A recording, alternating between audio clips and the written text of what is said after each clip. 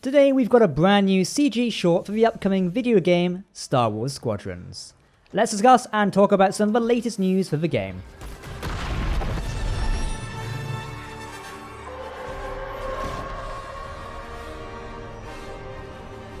War's over. Imp. Hello everyone, my name is Jack and welcome to Star Wars Now. We're talking about Star Wars Squadrons, which of course is releasing in less than 30 days on October 2nd, 2020. Be prepared to jump into the cockpit of an X-Wing or TIE fighter and fight for the Empire or New Republic. Whoever you choose to fly with, the game is certainly going to be fun for us Star Wars fans. Before I do jump into the CG short and the latest news, I would like to remind you to hit that subscribe button to never miss a video from us. You can also follow us on Twitter or Facebook for daily updates and the latest news from the Star Wars universe. Alright, let's jump into this. The CG short, titled Hunted, was made by Motive Studios in collaboration with Lucasfilm and ILM. So you can tell from the get-go this was going to be fantastic, as generally anything ILM get their hands on is really good.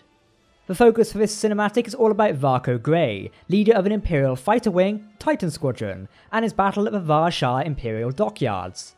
Taking place after a Battle of Endor, we can really see that the Empire is already on the back foot as their shipyards are being decimated by the New Republic's fleet. Thanks to the Star Wars databank, we know a lot more about Varko Grey. According to this, he originally started as a police officer on the world of Parkella, before joining as an Imperial TIE pilot, seeing the Empire as the only hope for the chaotic galaxy. He would go on to survive battle after battle, much to the relief of his husband Emroy. He would eventually earn the rank of Titan leader, but would come to wrestle internally with the Empire's methods, especially when it came to sacrificing TIE pilots. Throughout its opening, we see how synced and unified the Imperial fighter squadron is, but it's too late for when the commander of Imperial Star Destroyer, Overseer, orders a retreat. I really want to say that the shot of Imperial dockyards burning and on fire really stands by the New Republic's point that the war is lost and over for the Empire, but as the ending of this shot proves, it's not over yet, as the Empire will fight to the last stand. After describing Varko Grey a moment ago, you can really see how he wrestles with the decision to leave behind another TIE pilot. He goes back to protect and rescue, yet almost costs him his own life, only for the Overseer to leave before he gets the chance to dock with his Star Destroyer. Also, Overseer is such a cool name for a Star Destroyer, can I just say. This little cinematic sequence of him rescuing the TIE bomber pilot, only for them to get killed off by the X-Wing pilots, is kind of dramatic, and for a minute you think like Varko Grey is going to make it onto the actual Star Destroyer, but it just doesn't happen. You have to hand it to ILM and Lucasfilm, this whole cinematic look is incredible in the art style of Star Wars Squadrons. One of my favourite moments is when Varko is powered down, waiting for a Republic fleet to pass on by, only for the cliche moment of an X-Wing coming to hunt him down. The fight sequences leading down to a planet with both fighters swerving between the tight rock faces is fantastic, and honestly my first thought was all the way back to Star Wars Rogue Squadron, which was a fantastic classic starfighter game for the N64.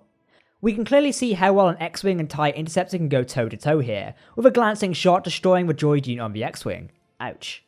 As the two pilots fight on, the Republic line of "War's over Imp" stands true, but not so much for when Grey used a little manoeuvre to force him into the rock face, destroying the X-Wing into bits, or whilst Interceptor dies and runs out of power due to heavy damage.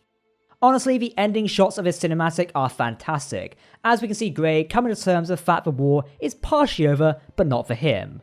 With the bird remains of a Star Destroyer chunked behind him, we hear the radio signals of Titan Squadron arriving, as Grey signals, "It's not over yet, not for me."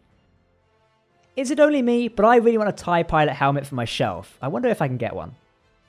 The cinematic shot is a fantastic entrance into the Star Wars universe of Squadrons, and I started to get really hyped as we approach October 2nd's release date for the game.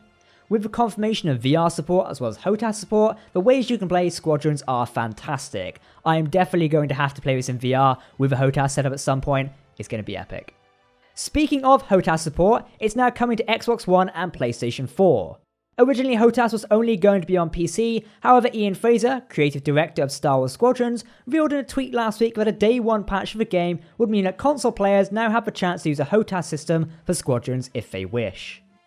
Speaking of purchasing the game in day one patches, should you happen to purchase Squadrons on the Epic Games Store, you might be interested to know that you'll get an X-Wing glider for free in Fortnite as a part of a promotional exclusive. So if that interests you, then you can buy it from the Epic Games Store. The offer does last up until 2021 it seems, so no rush. Of course, we've got plenty of information and more news as we fly towards the release of Squadrons next month. So make sure to stay tuned for that, it's going to be exciting.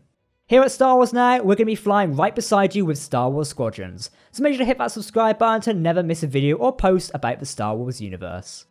And that's us done for today. Let us know what you thought about the HUNTED cinematic short in the comments section below. For now, I've been Jack, thanks for watching, and we'll see you next time. May the Force be with you.